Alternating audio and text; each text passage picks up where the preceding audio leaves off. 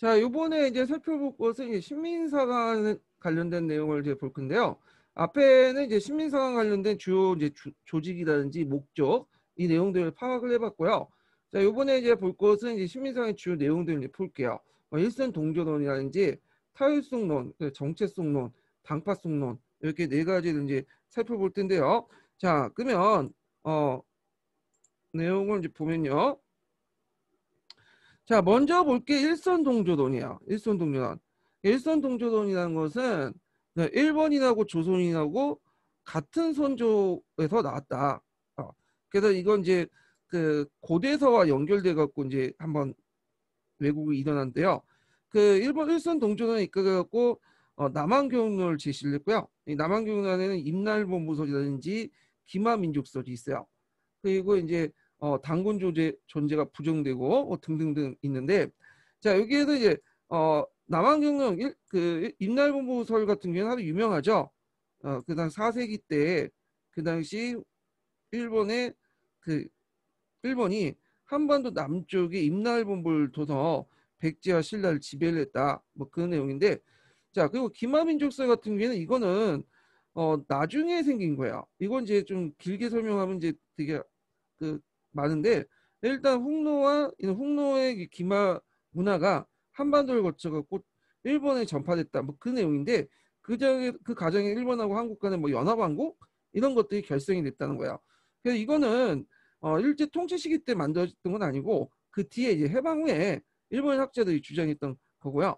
그 다음에 이제 당군의 존재가 부정되죠.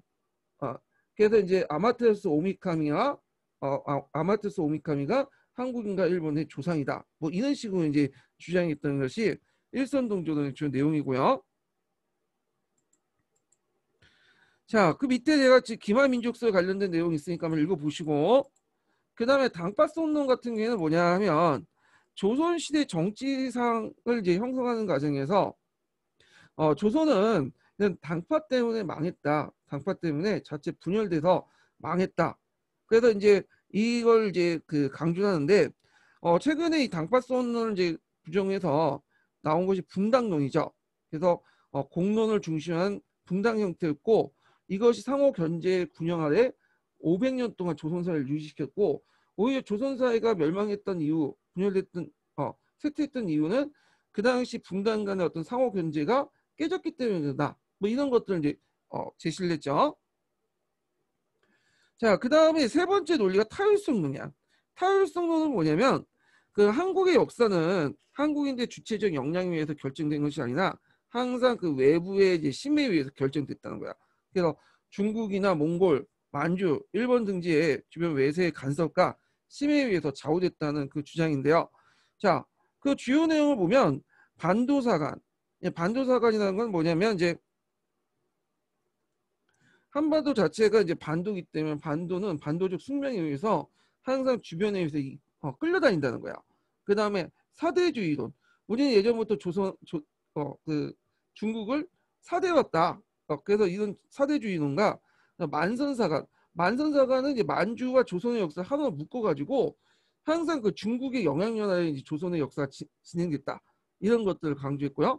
그 다음에 당군을 무시하고 기자나 위만을 강조하는 거야. 그래서 이걸 이제 잘 볼 수 있는 게 조선사에서 볼 수 있어요. 조선사. 아까 얘기한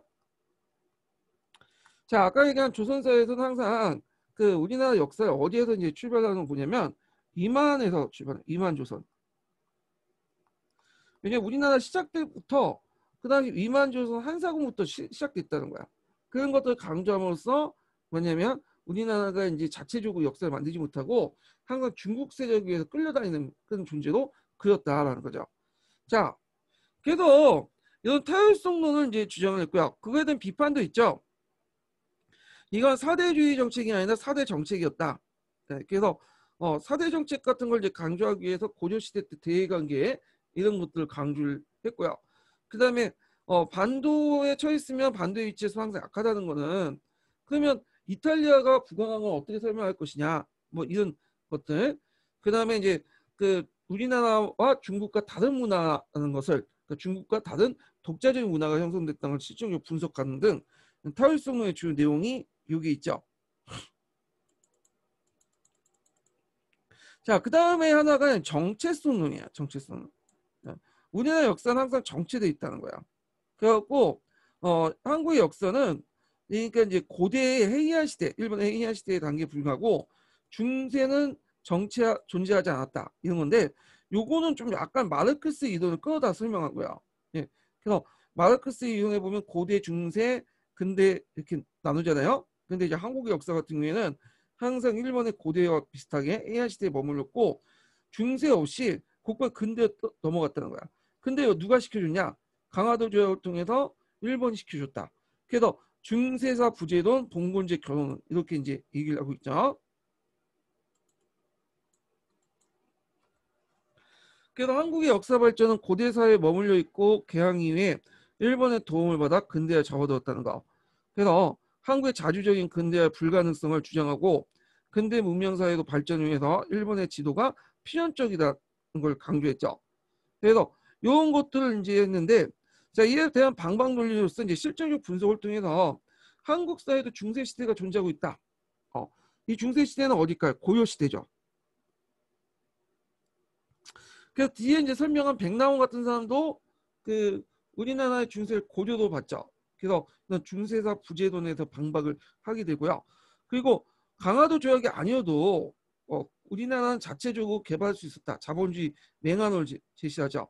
그래서 우리가 내재적 발전에 입각해서 자본주의 맹한론을 제기해서 개항이 오히려 왜곡된 근대화를 불러일으켰다. 그래서 우리가 자체적으로 근대를 하려고 하고 있었는데 너희들 때문에 제대로 된 근대가 안 됐다라고 이제 자본주의 맹한론을 제기하는데 이 자본주의 맹한론은 자 우리나라뿐만 아니라 그 중국이라든지 일본에서도 먼저 제기해요. 에도 시대 때 그런 자본주의 맹한론에 입각해갖고 서양의 열강대에 침입 없어도 우리는 자체적으로 자본주의 그리고 근대화가 될 수 있었다. 뭐 이렇게 주장을 하고 있죠. 자, 그래서 이제 크게 네 가지 관점에서 봤고요. 그리고 각각의 그 주요 내용들을 한번 살펴봤어요. 예. 그래서 한번 파악을 해두시고요. 자, 민족주의 사하고 넘어갈게요.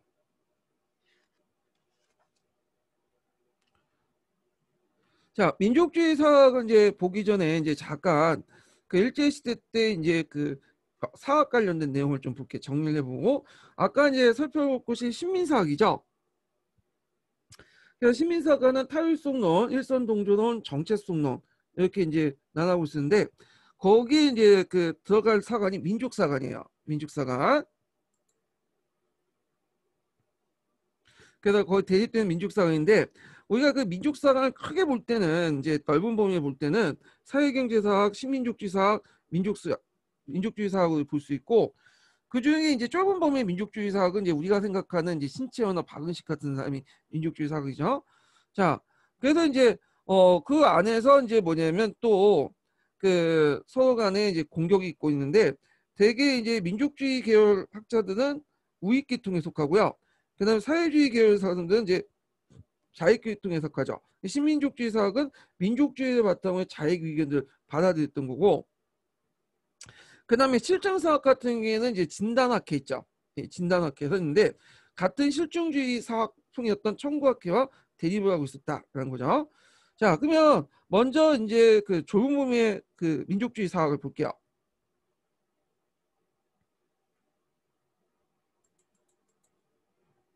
자, 배경을 보면 자, 일단은 신민사학에 대응해서 민족사를 수호했고요. 우리 역사의 주체적 발전과 민족의 자주성을 고양시켰다. 요게 이제 예전에 시험문이 나왔죠. 그래서 한번 읽어볼게요. 민족주의 사학 배경 1348번.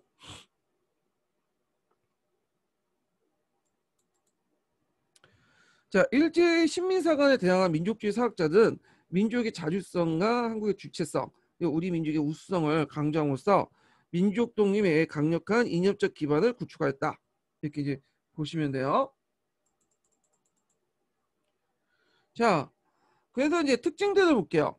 자, 종래 기전체와 편견체를 탈피해서 근대적 역사 소설을 지향했다는 거. 그래서 이제 인과관계 입각해서 이제 역사 소설을 진술했고요. 그 다음에 사대주의적 역사인식이나 왕조시대 때 교훈적 역사관, 위정자 중심의 역사관을 비판하고 민중을 주체로 한 역사 서술을 지향했다. 자, 요거는 이제 3.1운동 이후에 나타난 것이죠. 예전에는 이제 엘리트 위주의 이제 역사관이었다가 이제 3.1운동의 때 민중의 역량을 보고 민중지향적인 어떤 역사가 등장하죠. 그리고 이제 민족 정신을 강조하는데 여기 보시면 이제 뭐 그 박은식의 혼이라든지 신채호의 난가사상이라든지 정인보의 어리라든지 문희평의 심이라든지 이런 이제 민족 정신을 강조해요. 이 민족 정신을 강조하는 배경이 있어요. 그 당시 우리나라는 이제 일제 강점에 의해서 그 나라를 뺏겼죠. 그리고 물질 문명 측면 올 때는 뭐야? 열세잖아요.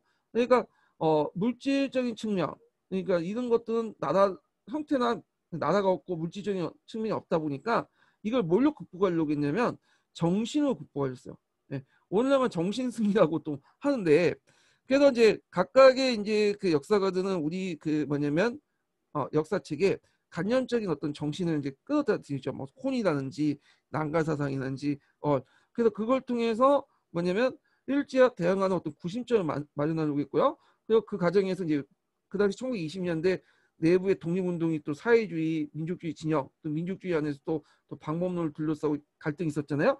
그걸 그 민족 정신을 통해 통합을 시키려고 했어요. 그러니까 혼인이 난간이 어린이의 힘이라는 거는 역사적 실체가 존재하지 않는 간접적인 거예요. 다만 이제 이때 역사의 요구가 역사적 요구가 이런 것들이 필요했기 때문에 기능적 차원에서 그걸 제시했다 이렇게 보시면 돼요. 예. 그래서 이런 간접적인 어떤 그 역사학은 어떤 문제점이냐 두 가지 측면인데 일단은 실증성이 되게 부족해요. 팩트가 부족해. 두 번째는 이걸 너무 강조하다 보면 뭐 민족 정신을 강조하다 보니까 너무 객관적인 어떤 조건이라는 그런 것들을 파악하지 못해요. 그래서 그거에 대한 극복할 수 있는 실질적인 원동력이나 대안을 제시하지 못한다는 거.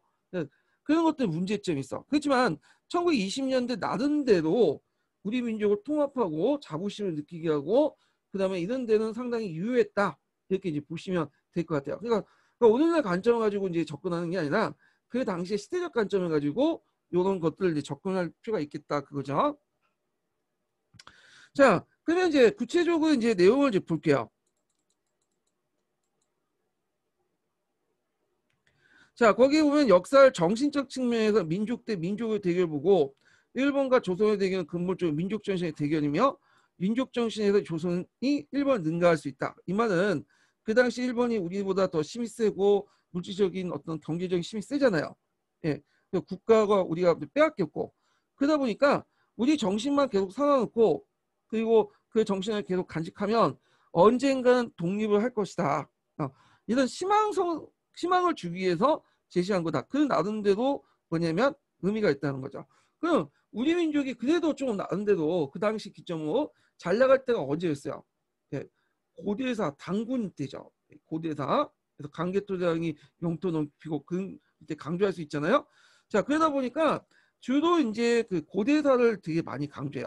특히 신채호 같은 사람은 고대사를 주로 연구를 했거든요. 고대사 부분을.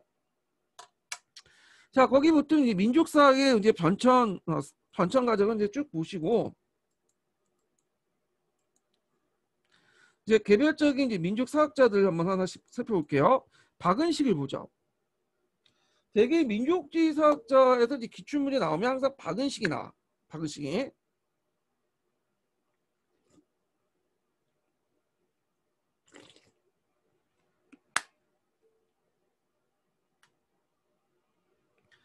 자, 박은식은 예전에도 한번 그 얘기했지만 양명학자예요. 네, 양명학자. 양명학에 입각해서 실천적이고 민중주의인 유교를 개신하려고 했죠. 유교 개신론에 입각해서. 그리고 이제 요 사람이 이제 저서가 되게 많은데 서상 건국지, 뭐 발해태조 건국지 등등등 있는데 공통점은 이제 뭐냐면 초창기 때 역사책은 되게 어떤 영웅이 등장해서 우리 구원해 줄 것이라는 것들을 이제 입각했었어요. 그래갖고 뭐 청계소문, 영계소문이죠. 예, 그리고 김유신전, 뭐 안희사 이런 것도 다 뭐냐면 영웅이죠. 자, 그런데 이제 시간이 지나면서 그 삼일운동 이후부터는 이제 민중의 주체적인 능력을 받잖아요. 그러면서 우리가 이제 영웅이 아니라 민중 중심으로 나가게 돼요. 이게 이제 한국 독립운동 지열사부터 이제 보게 되는데, 자, 하여튼 그러면 박은식의 대표적인 저서는 두 개가 있죠. 한국 통사와 한국 독립운동 지열사가 있어요. 특히 한국 통사가 더 알려졌죠. 이때 통이라는 거는 우리가 생각하는 모든 역사에 통할 때 통하는 게 아니라 앞을 통이죠. 우리 한국의 아픈 역사예요. 예, 이 한국 통사는. 그리고 이 한국 통사와 한국 독립운동 지열사가 좀 약간 방향이 달라. 서술 방향이요. 예. 그럼 한번 좀 내용을 보면서 나가죠. 자, 한국 통사와 한국 독립운동 지열사를 국가를 구성하는 그 요소로서 홍과 백을 봤어요. 그래서 이제 홍과 백인데 이 사람은 백보다는 혼을 강조했죠. 국혼. 보통 뭐냐면 이제 사람이 죽으면 그 사람의 정신이 있죠. 이건 혼이라고 하고 육체를 백이라고 해요. 백은 어디에 묵죠? 무덤에 묵죠. 혼이라는 건 신주단지에 모셔놓죠. 마찬가지로 국가가 죽으면 국가의 형태가 죽을 수 있죠. 이건 백이야. 그래서 우리 지금 국가의 형태는 죽었지만 국혼은 분리돼서 살아남았어. 그래갖고 이 국혼이라는 건 뭐냐? 이게 속하는 건 뭐냐면 되게 보면 이제 정신적인 것들이죠. 그래서 언어, 종교, 음악, 뭐 예술, 그다음에 역사, 뭐 국어 이런 것들이 계속 있으면 우리가 물질적인 형태적인 것들이 부록 없어지더라도 결국에는 이길 것이다. 그래서 이거는 어떤 이제 어떤 실존주의 측면보다는 또는 객관적인 국제 정세보다는 좀 어떤 앞으로 강복이 될 것이다. 우리가 독립될 것이다. 당위적 믿음에 속하는 거죠. 그래서 이제 여기에서 문제점은 뭐냐면 객관적인 상황 실체를 못 봐. 그래서 너무 정신적인 것들만 강조하는 보면 그런 문제점이 생기죠. 이런 것에서 나왔다라는 걸 좀 기억을 해두시면 돼요. 자, 여기에 보면 이제 한국 통사 내용을 볼게요.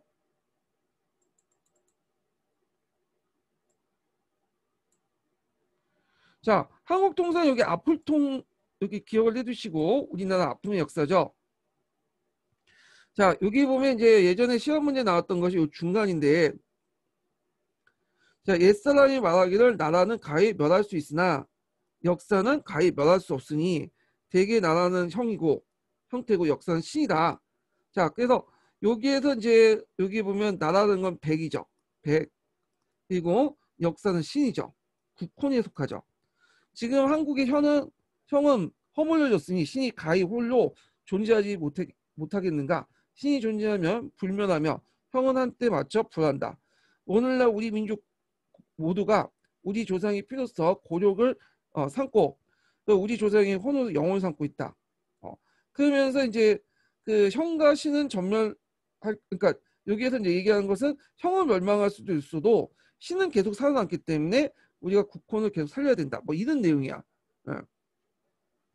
자, 그래서 요거 내용이 예전에 기출에 언급됐으니까 요 부분을 좀 파악을 해두시고,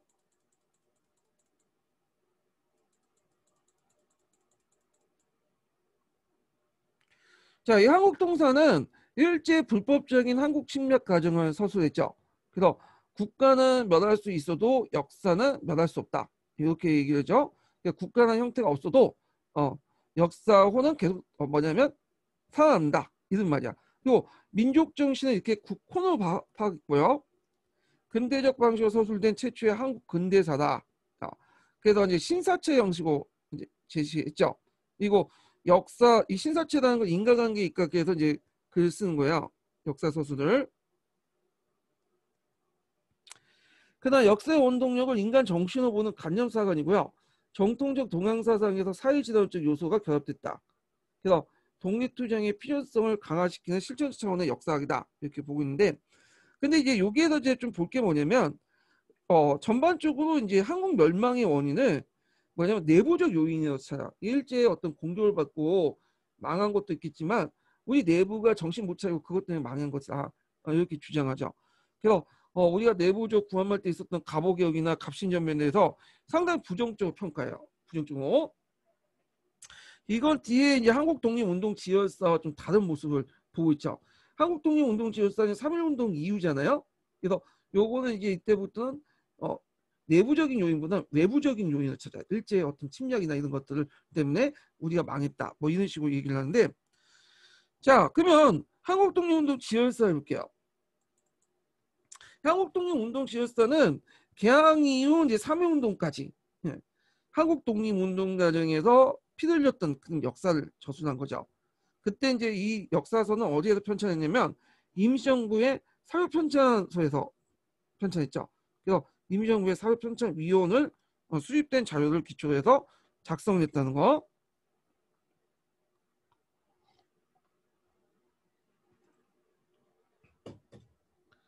자, 3.1운동의 경험을 바탕으로 종래에 부정적으로 선수했던 견해들 긍정적으로 서술하기 시작했고요. 그래서 종전에 보통 이제 갑오개혁, 갑신전명, 동학농민운동 뭐 그렇게 해서 별로 좋게 설명을 안 했는데 이거에 대해서 이제 긍정적으로 서술하기 시작해요. 그 다음에 멸망 원인도 내부적인 요인이 아니라 이제 일제 침략 같은 외부적인 요인으로 파악했다는 거. 그리고 이제 3.1운동을 긍정적 인식을 하기 시작했다는 거.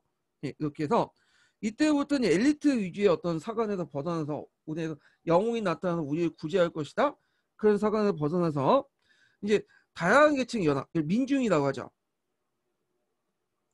민중의 어떤 식민지 체제의 어떤 정복운동 이런 것들을 이제 강조했다. 요거는 박은식뿐만 아니라 여러 그 민족주의 사학이나 다른 사람들 큰 영향을 미쳤죠. 3.1운동이. 그래서 신체호도 그런 생각을 가지게 되죠.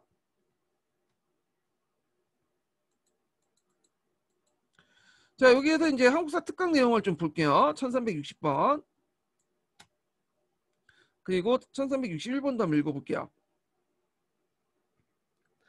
자, 1360번 보면 국가를 멸할 수 있어도 역사는 멸할 수 없다 하면서 역사를 국혼, 국백이라는 기록으로 규정하는데 여기에 국혼이라는 거는 정신적인 거죠. 국교, 국학, 국어, 국문, 국사 같은 정신 문화적 요소이고 국백이라는 건 눈에 보이는 형태적 요소죠. 물질 문화적 요소, 경제적, 기계적, 군사력 같은 물질적 문화 요소를 파악하였다. 자, 그중에서도 국혼을 드러내는 수단이 역사로서 국가의 형체는 역사는 멸하지 않은 신. 그래서 이제 국혼을 보존, 강화, 발전시킨 투쟁을 통해 국백을 나중에 회복할 수 있다라는 역사 이론을 제시했다라는 거죠.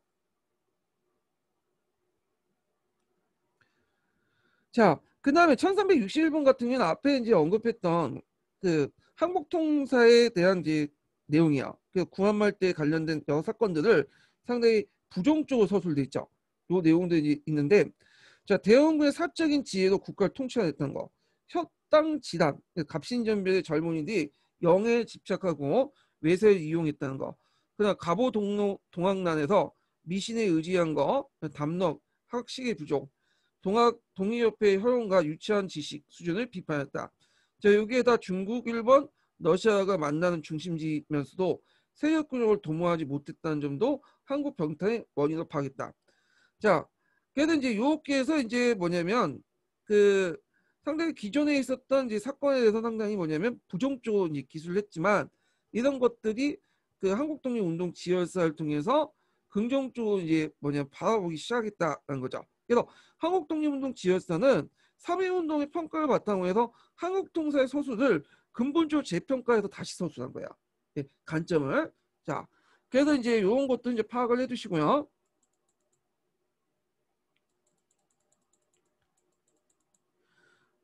자, 그러면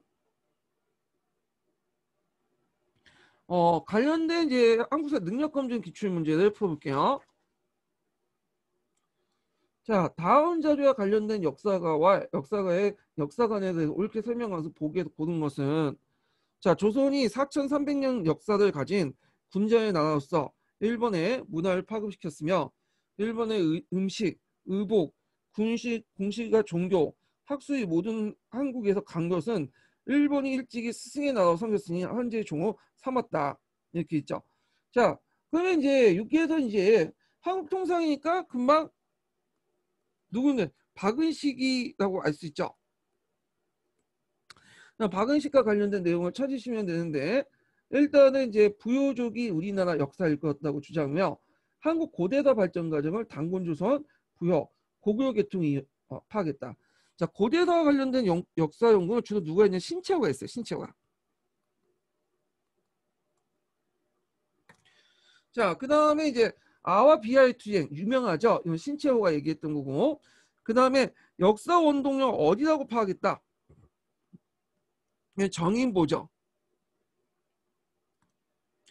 그 다음에 이제 과거 만주 지역에 거주했던 여진족 등 여러 북방민족을 모든 당군의 후예로 봐 북방민족의 역사를 우리 민족으로 포함시켰다.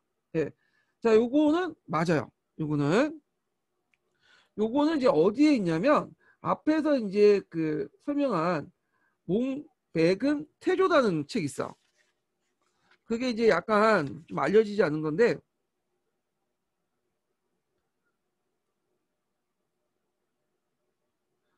이 책이 이제 뭐냐면 몽백음 태조라는 건데 자, 여기에서 금나태조와 관련된 내용이야. 그 금나태조는 누구죠? 아골타죠. 근데 기록에 보면 이 아골타가 그 신라로부터 선조다. 신라인이 그 아골타의 선조가 신라인이라는 기록이 있어요. 그래서 우리나라와 여진족을 같은 형제로 보는 그런 관점에서 기록을 하고 여기에서 이제 우리나라와 여진족을 같이 뭐냐면 배달족이라고 해요. 그러니까 이 말은 이제 그 우리나라 민족이 만주의 그 영토까지도 포괄하는 만주족까지 포괄하는 그런 대단한 민족이다. 그래서 이런 식으로 이제 배달족을 이제 강조하는 과정에서 나왔던 건데 자, 요거는 니은은 맞고요. 자, 미음은 국가의 구성 요소를 국혼과 국배고 나누어 역사를 민족 정신 국혼의 전개 과정으로 파악했다. 답이 5번이죠. 5번. 니은과 미음 이렇게 보시면 돼요.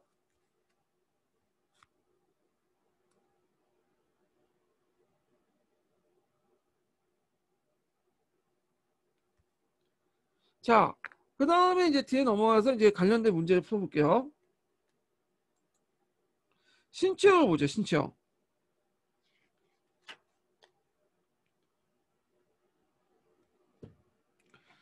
자, 신체형은 뭐냐면 이제 이 사람은 주로 고대사를 연구를 했던 사람이야. 그래갖고 이제 그 유명한 책이 뭐냐면 독사신론도 있고 조선상고사, 조선사 연구초 이런 내용인데 자, 그러면 이제 그 앞부분에 있는 조선상고사에 있는 내용 중에 아와 비하의 투쟁, 신체화하면 이렇게 많이 나오는 거죠. 그래서 민족을 중심으로 해서 우리 민족을 아라고 하고 다른 민족을 비하라고 하죠. 그리고 이제 이건 상대적 개념이기 때문에 일본 사람들 입장부터는 자신은 아고 그리고 우리는 비하가 되는 거죠. 그래서 세계 역사를 아와 비하의 투쟁이다. 뭐 이런 식으로 이제 묘사했던 것이 그 조선 상고사에 있는 내용이고요. 자, 그러면 신치호 관련된 내용을 볼게요. 신치호는 시험 문제 나올 만한데 이상하게 안 나. 임용 시험에서는 신치호가 나온 적이 거의 없어요. 이거는요. 그래서 수능이나 한국사 능력 같은 경우에는 시험 문제 좀 많이 나오거든요. 근데 그 임용 같은 경우에는 주로 민족주의 사항 나오면 박은식 나와요. 박은식. 그래서 신체의 어떤 기출 분석이 좀 빈도가 되게 떨어지면 거의 없다고 보시면 돼요. 자, 그렇지만 이제 또 신채호가 유명한 사람이니까 기억은 좀 해두셔야겠죠. 자, 신채호가 주로 연구했던 부분은 고대사예요. 고대사. 고대 상고사를 연구했고 주로 이제 북방 계통의 역사를 강조했죠. 부여 고구려 중심의 전승 체계를 강조해서 한국 고대사를 체계화시키려고 했다. 그리고 신치호는 역사학자면서도 독립운동을 같이 했던 사람이죠. 무정부주의자고. 그래서 이제 신치호의 이제 뭐냐면 독립운동 관련된 내용은 전 시간 좀 얘기를 했는데 요게 국외 독립운동 하는 과정에서 이 사람이 뭘 받아들였냐면 그 무정부주의를 받아들였어. 무정부주의. 그래서 민중의 직접혁명론 이런 것들을 강조를 했죠. 그래서 거기에 입각해 갖고 조선혁명 선언을 쓰게 되죠. 1923년에. 그래서 의열단 요청에서 민중의 직접혁명론을 주장을 했다. 그래서 직접혁명론 관련된 내용은 제가 전 시간에 얘기했으니까 그걸 좀 보시고요. 자, 그 사람의 대표적인 저서가 세 권이 있는데 독사신론, 그다음 조선상고사, 조선사 연구초가 있어요. 자, 먼저 살펴볼 것이 이제 독사신론이야. 이거는 구한말 때 제가 이제 언급을 했는데 대한매일신보에 이 사람이 이제 사론을 썼거든요. 이 사론들을 묶어다가 한 권의 책을 만든 거야.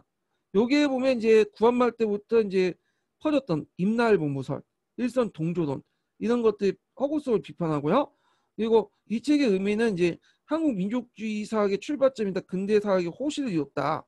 또 부요적으로 상당히 높게 평가를 받다. 뭐 이런 내용들이 있어요. 자, 그리고 뒤에 넘어가서 조선상고사하고 조선사 연구초를 보죠. 이 책은 되게 중요하죠. 되게 신체호 관련된 문제도 나오면 조선상고사, 조선사 연구초가 나와.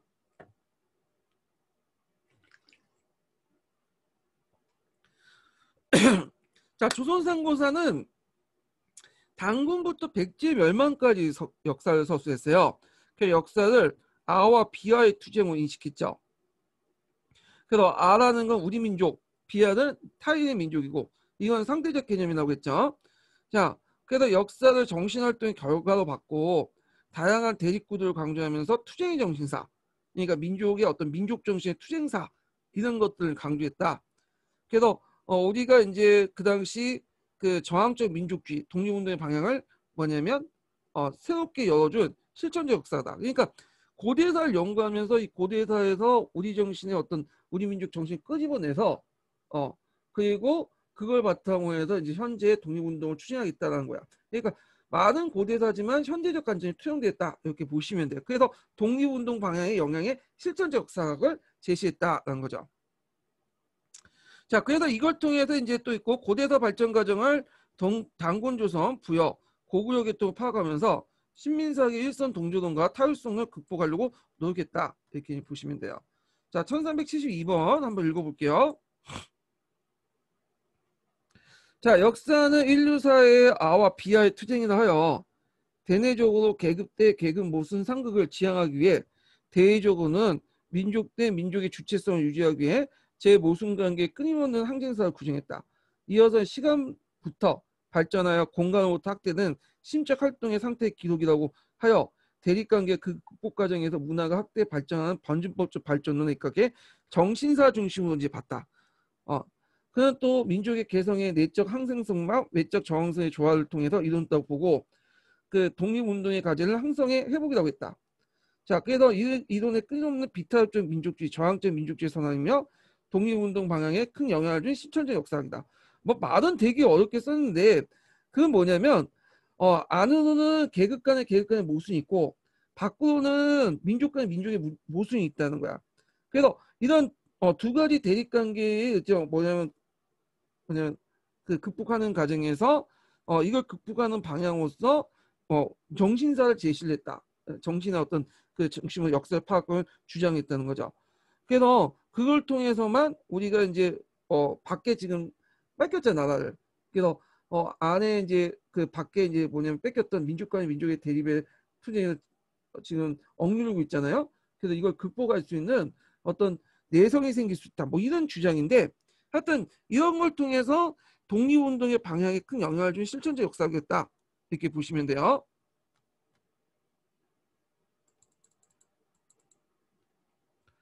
자, 조선사 연구초를 볼게요. 조선사 연구초에서 이제 보통 이제 신체하면 난가 사상이 있죠. 하상종신. 그래서 하상종신의 기원에 대해서는 쭉 나와 있는데 뭐 수도교부터 시작해갖고 우리 민족 제천 행사 등등해서 고구려의 선배제도, 뭐 신라의 하박제도, 결국에는 남말 열초를 거치면서 그때 이제 모청의 성역천도 운동에 의해서 맥이 끊겨졌죠. 그래서 이제 그 모청이 성역천도 운동을 조선 역사상 일천의 제일 대사건이라서 되게 뭐냐면 안타깝게 여겼죠.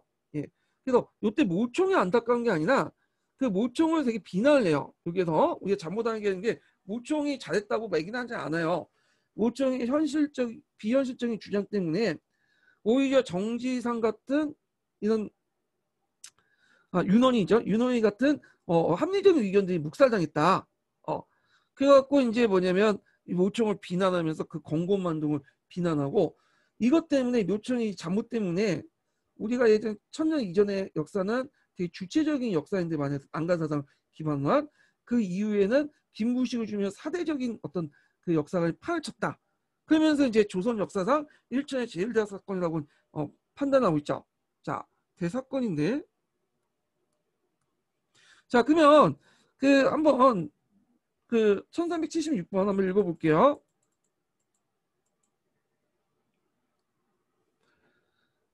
자, 조선사 영구초에서 모충의 서울총독 운동을 조선 역사상 1000내 제일 대사건이라고 평가한 것이죠. 이는 신채호가 역사를 낭이라고 봤기 때문이다. 낭은 한왕의 낭과 같은 것으로 한왕 정신을 뜻합니다. 삼국시대에 통일한 신라는 삼국 중에 발전이 가장 더딘 나라였습니다.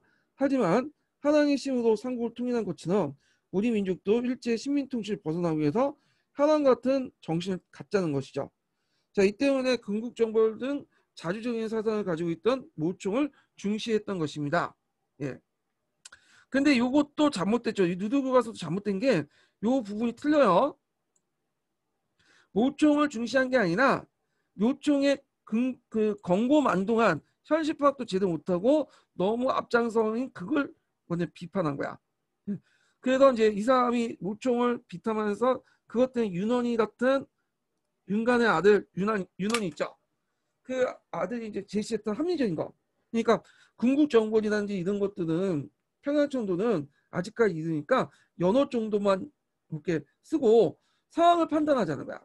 근데 이런 주장이 뭐냐면 먹혀들었지 못했다. 그거죠. 합리적인 것들이. 그래서 극단이면 뭐예요? 또 극단이죠. 보수적인. 그래서 그렇기 때문에 중도파인 어떤 윤원이보다는 이 사건 때문에 이 사건을 계기해갖고 보수파들이 날치게 되었다. 네, 그래서 사대주의파들이 날치게 되었다. 이렇게 얘기하는 거야. 근데 이 뒷문장은 모총을 중시했다는 것은 아니고 모총을 비판했다는 게 더 맞아요. 예. 여기 보면 누드교과서가 있는데 이 사람들이 서울대학교 출신들이 있었나 봐요. 그래갖고 이제 예전에 이제 애들을 쉽게 가르친다는 거고 해도 내러티브 방식으로 이렇게 글 썼는데 의도는 좋은데 서울대 학생들이 뭘 한국사에 대해서 많이 알겠어요. 솔직히 말해서 자기 전공 아니면 잘 모르지. 특별히 관심 있지 않으면. 그런데 그런 얘들 그냥 서울대학교 나왔다는 이유로 예전에 그 학원이나 뭐 그런 데서 EBS에서 배운 것들 그냥 도식적으로 배운 것들을 끌어다 그냥 쓰라고 하니까 그냥 참고서 몇 개 보고 그냥 쓴 것 같아. 그러니까 내용을 보면 좀 약간 내용적 오류가 좀 많아요. 예. 근데 이겼는데 하여튼 앞부분에 이제 좀 보면 저기 이제 정인보를 보죠. 정인보. 이 정인보는 민족주의 사학자지만 이제 이 사람은 뭘로 또 유명하냐면 뒤에 얘기했던 조선화 운동화와 관련돼 있어요. 이 사람은.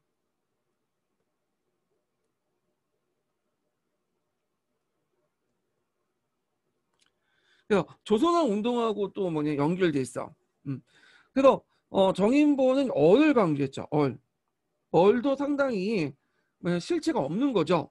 상당히 간념적이고 그리고 신민사학의 허구성을 논증하고 등등 했는데 이 어디라는 거는 그 밑에 있으니까 한번 읽어보세요.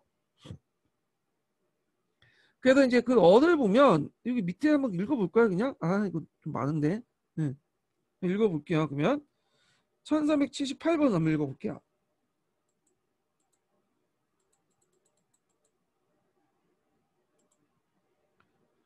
1377번이네요. 자, 정인보는 어른 양명학과 시학의 핵심을 둔 표현으로서 그는 안재홍 같은 조선학 운동을 전개하면서 되게 중요하죠. 조선 후기의 시학의 계보와 학문적 특징을 체계시켰다. 자, 그 다음에 이제 한국 근현대사 내용을 보면요. 자, 정인보는 정신사관은 어를 강조했다. 어는 인간 존재의 핵이자 자성이자 불사불면의 존재뿐 아니라 끊임없는 활동을 하는 것으로 역사의 원동력이 됐다는 것이다. 따라서 역사 연구의 궁극적인 목적은 이 어를 찾는 데 있다고 했다. 자, 이는 외형적인 것들 모두 빼앗긴 조선에게 민족의 어를 확립을 통하여 민족의 독립 또는 또한 독립을 또한 이룩어낼 수 있도록 신념을 강하게 불어넣고 하였다. 자, 이 내용이고요.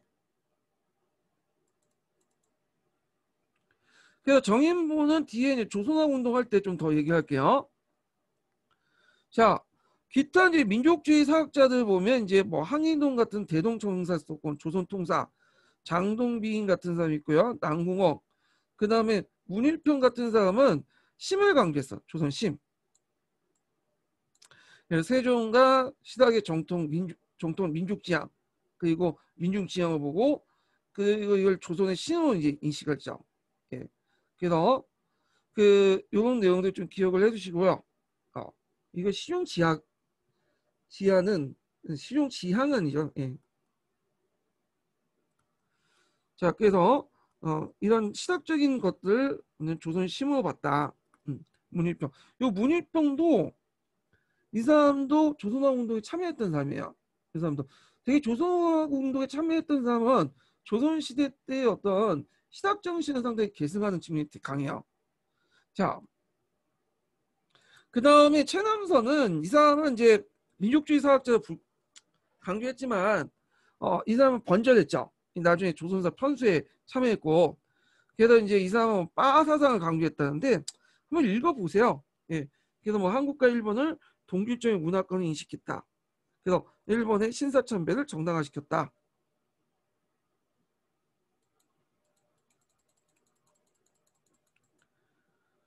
자, 이능하 같은 사람은 이제 분류사를 통해서 한국학의 발전에 크게 기여를 했고, 그 다음에 그 밑에 이제 책 보시면 알 거예요. 불교를 이제 분류했고, 뭐 기독교 역사도 분류했고, 도교사도 이제 쓰고 이렇게 했던 거.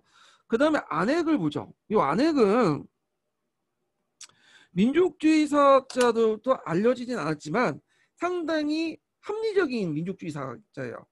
예. 그래서 이 사람은 보통 이제 민족주의 사학자들이 그 신체화 같은 거 보시면 뭐 고대사 강조하잖아. 고구려가 강토가 얼마나 커지냐.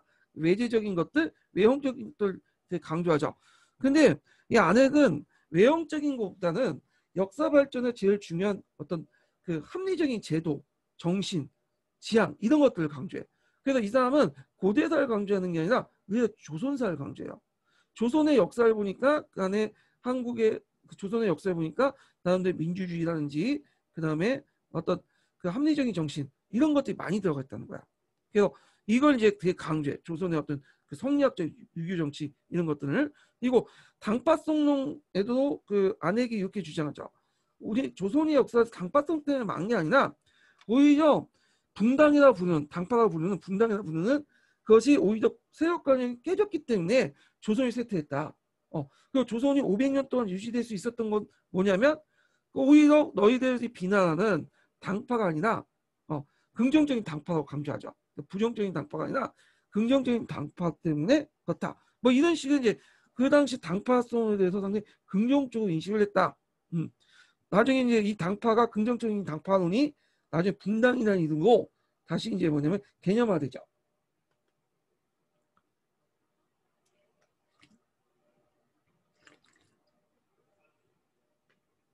근데 아쉽게도 이 사람은 그 앞에 있는 여러 이제 사학자들 같은 경우에는 나름대로 학교나 또 인지도도 있고 해갖고 그 밑에 이제 제자들이 좀 있어요. 그 계승하는 사람들이.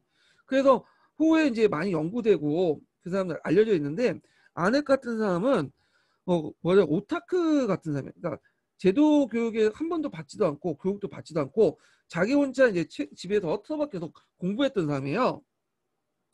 그러다 보니까 그 제자들이 없어. 그 계승한 학자들도 없고 연구가 상당히 뭐냐면 안 돼 있죠. 그러다 보니까 상대적으로 그 사람이 업적에도 불구하고 연구 성과에도 불구하고 많이 안 알려진 인물이에요. 이 사람이요. 자, 그럼 안에게 내용을 볼게요. 특징은 서양 근대 정치학을 인용해서 최초의 한국 정치사를 서술했고요. 민족주의 사학을 계승해서 문화사 차원으로 발전했다. 그래서 이 사람은 조선을 되게 좋게 봤죠. 그러니까 우리 사회 지방자치의 정통과 한약 같은데 한약이죠. 그래서 한약을 보이는 지방자치의 정통과 어떤 성리학적 여론 정치, 공론을 중시하는 그 여론 정치들 상당히 긍정적으로 인식을 해서 대부분 조선에 대해서 안 좋게 봤던 시기에 상당히 조선을 좋게 봤다. 그리고 이제 역사의 주체를 민중으로 봤죠. 그리고 그래서 이제 민중을 인식해서 입헌공화제 정의 발전성을 실증을 했고 그리고 앞으로 이제 조선사회가 계속 있었으면 어떤 입헌공화제 제로 넘어갈 수 있었다 이렇게 본 거죠. 그 다음에 당파성론을 부정했다. 아까 얘기했잖아 이제 안핵 같은 경우에는 종전의 부정적인 당파를 긍정적인 당파로 이제 전환시켰고요. 이게 1960, 70년대 들어가면서 이제 당파라는 말을 이제 버리고 분당이라는 말로 이제 하죠. 이 분당의 어떤 개념적 구조를 다 이 안핵이라는 사람이 제시했다 보시면 돼요. 자, 그래서 이제 이런 내용들 좀 기억을 해두시고 이 사람들이 분류사를 되게 강조했다는 거. 자, 그러면 민족주의 한계를 볼게요. 자, 민족은 너무 주체성을 강조하다 보니까 실증성이 약해. 그러니까 사료를 뒷받침하지 못해요. 그러다 보니까 간념적이죠. 정신사가 빠져 있어. 그러니까 정신승리가 좀 강해요. 정신승리가. 예. 그리고 세계사적인 어떤 보편성도 뭐냐면 결여되고, 그래서 여기에 많은 비판을 받게 돼요. 그래서 이제 이 실증성은 이제 나중에 진단학회에서 이제 많이 커버하려고 하고, 그다음에 세계사적 보편성은 이제 그 사회주의자들 있죠. 사회주의자들이 이제 뭐냐 비판하면서 또 얘네들이 이제 우리나라 역사 세계사적 보편성으로 많이 파악하려고 했죠. 물론 백나우만 한정해서 얘기하지만 그래서 이제 뭐 이렇게 한번 봤어요. 자, 그래도 이제 이 내용들 기억을 해두시고요. 요 밑에는 제가 이제 신체호에 관련된 글을 썼는데 신체호가 그 1번을 뭐냐면 극복하기 위해서 정신을 강조하는 그런 내용이죠. 그래서 간념적인 성격을 갖고 있고 그래서 근본적인 문제를 해결하지 못했다. 자, 왜 그러면 민족주의 사학자들이 간념성을 가지고 있는가? 이런 것들을 얘기를 하는데 이거는까지 얘기하면 좀 기니까 이게 슈마커 때 한국 근현대사야. 진짜 이런 거 어렵게 저 일단은 얘기면 되게 길어지니까 이제 넘어갈게요. 이건 그냥 참조해 주시고 자 밑에 이제 그 박은신 치오 정인보 내용들 정리를 좀 해봤어요.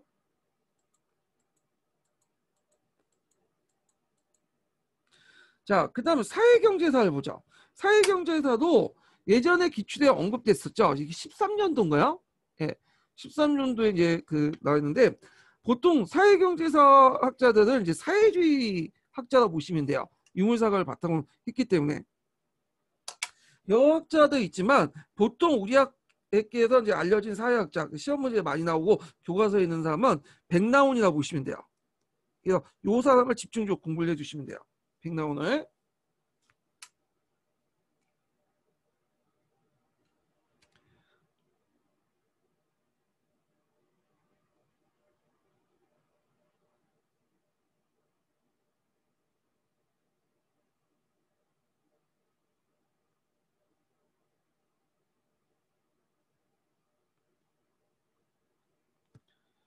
자, 여기 보면 정체성론, 중세상 부재론, 한국사 특수성을 타파했죠. 그래서 이제 정체성론이라는 것은 이제 신민사 간에서 이제 강조되는 거, 중세사 부재론 같은 것들을 자, 그래서 이런 것들을 이제 뭐냐면 부정을 하고 그다음에 한국사의 특성은 뭐냐면 한국사의 특성은 이제 아까 민족주의 사학 있죠. 정신사관, 간념성을 이제 강조하는 이런 것들을 이제 강조하죠. 그래서 유물사관의 5단계를 발전을 이제 적용해서 한국사의 일반 법칙을 추구했다. 자, 그래서 이제 이런 내용들 좀 기억을 해두시면 될 것 같고요. 자, 그 다음에 이제 그 역사 발전의 원동력을 민중에서 구하고 여기에서 민중은 아무 계급이라고 보시면 돼요. 여기에서 민중은 그러니까 앞에서 이제 얘기하는 민중은 초계급적인 의미인데 여기에서 말하는 민중은 계급이라고 보시면 되죠. 자, 이런 것들이 민족주의 사학자들과 대립을 불러일으켰죠. 그 민족주의 사학 비판은 아까의 정신성, 신비성을 강조한 간념사관으로 세계사적 보편성을 무시하고 본질적 발전 과정을 밝힐 수 없는 특수문화 사관이다. 자, 그러니까 우리의 어떤 정신적 고유한 것들만 강조한다는 거죠. 자, 요거 한번 관련된 내용을 읽어볼게요. 자, 사회경제사학을 대표하는 백나오는 조선사회 경제사에서 신채호, 최남성 등의 당군 조선론에 대해서 비판을 가했다. 당군을 지나치게 절대할 경우 민족사의 특성을 부각되어 국수주의에 빠질 수 있다는 거죠. 그리고 우리 사회에서 과학적으로 분석할 수 있는 논리가 바로 유물사관이라고 주장했다. 하지만 사회경제사학에 대해서 유물사관 그 보편적인 것도 한계가 있죠. 어디를 바탕으로 한 거죠? 서양 역사를 기준으로 한 거죠. 자, 서양 역사를 기준으로 만든 특수한 역사 이론이다. 그래서 우리나라 역사를 그대로 적용하기 어렵다. 이렇게 이제 보시면 되죠. 자, 백나온 이제 사회경제다 보면 조선사회경제사, 고대사를 연구했던 거고, 그다음 조선봉건사회경제사, 고려시대를 연구하죠. 한국사회 발전 과정을 세계에서 제민족과 같은 개조고 이론적인 변증법적 역사 법칙에 의해서 규명하려고 했다는 거. 그래서 이때 이론적 역사 법칙은 발전 법칙은 여러분도 알다시피 사적 연문론이라고 하죠. 고대 노예제사회, 중세 봉건제사회, 그 다음에 근데 자본주의 사회. 근데 그 유물사가 그 유물사관에서 아시아적 생산 양식을 강조하는 사람은 아시아에서는 그 중세사가 없다는 논리를 제시해요. 그리고 그 시민사관에서도 그런 것들에 영향을 받았고 중세사 부제도를 제시하는데 우리나라도 중세가 있다는 걸 규명하죠. 어느 시대? 이 고려 시대가 중세사다 이렇게 보고 있죠. 그래서 이제 세계사적 보편적 법칙을 적용해서 어떻게 보냐면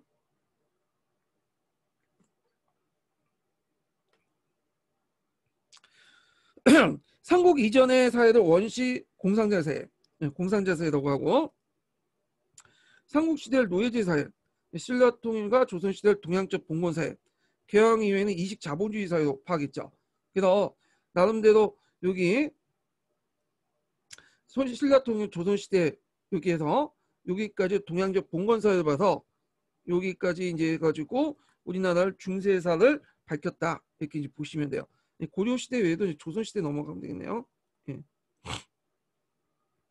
자, 개항 이후에 이식자본주의인데 이식자본주의라는 건 뭐냐면 우리가 자체적으로 성장하지 못하고 안으로부터 성장하지 못하고 밖으로 자본주의에 이식되었다는 거야. 예. 자, 근데 여기에서 이제 중요한 게 그렇지만 우리 나름대로 이제 개항 안 돼도 우리가 자체적으로 자본주의 맹하론, 내재적 발전론의 영향 것이 조선 후기 때 보였다는 거야. 그래서 자본주의 맹하론도 같이 연구시켰어요. 이식 자본주의 사회지만 자본주의 맹하도 같이 있다. 자, 그래서 이제 요 자본주의 맹하가 나중에 이제 우리나라 학계에도 영향을 주죠. 이게 우리가 얘기하는 자본주의 맹하론이 내재적 발전론이니 그런 얘기들은 다 이 사람들의 이제 관점에서 나온 거예요. 이 백나온의 관점 때문에.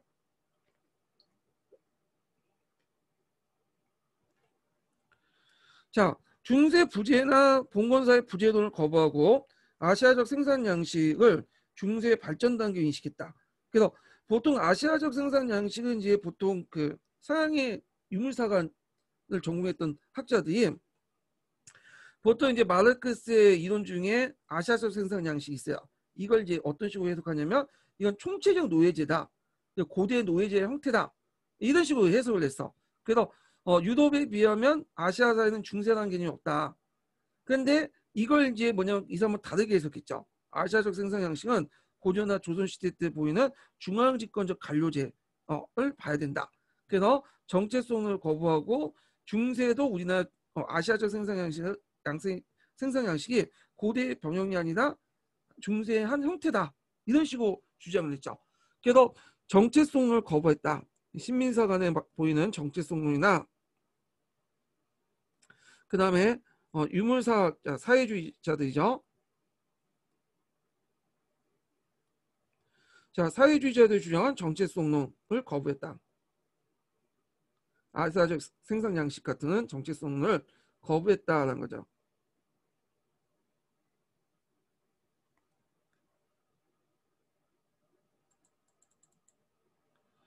자, 여기 보면 1393번을 볼게요. 백남호는 조선사회 경제사와 조선봉건사회 경제사를 저수했다. 그는 여기에서 처음으로 한국사 발전 과정을 세계 제민족과 같은 개적에서 이론적인 어떤 변증법적 역사 발전 법칙에서 밝혀낼 수 있다고 주장했다.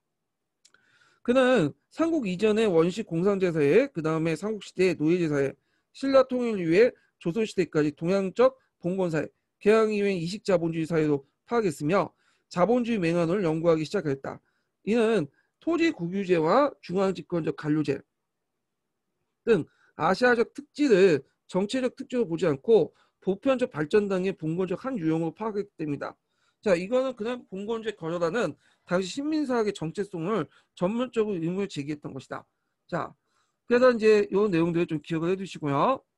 그래서 제가 이제 아시아적 생산 양식을 이제 좀 설명해놨으니까 좀 봐주세요. 그 다음에 조선의 민족의 진로에서 연합성 신민족주의를 주장해요. 예. 요것도 예전에 한번 기출에 언급됐던 부분인데 한번 읽어볼게요. 이 백나오는 나중에 해방공간에서 활동했던 사람이에요. 그래서 그 중도 좌파적 입장에서 이제 정치 활동도 하고 그랬거든요.